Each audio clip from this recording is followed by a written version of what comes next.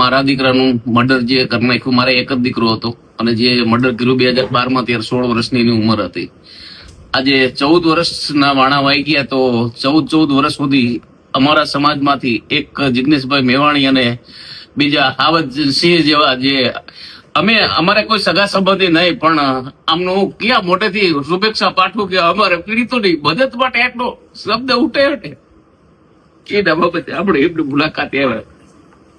તમે આજ અચાનક મળી ગયા એટલે મને આશ્ચર્ય થયું. મારે દીકરો તો નથી, બરોબર, એક જ દીકરો હતો, પણ સરકારમાં આ સવાલ ઉઠાયો ને એટલા સમયે 14 વર્ષે. એટલે હું તમારી પાસે એક મારા દીકરાના લગ્નમાં જે હોય ને એમ ખુશીને તમને સંદેશો દેવા આવ્યો. તમે આટલું તો કામ કરી આપ્યું ને, બસ મને અમારા સમાજ ઉપર મને ભરોસો તૂટી ગયો. વારંવાર કદાચ કહી શકે તો કહી શકે છે, ઘણા બધા ધુરંધરો બેઠા છે અમારા, એટલે આવું છે.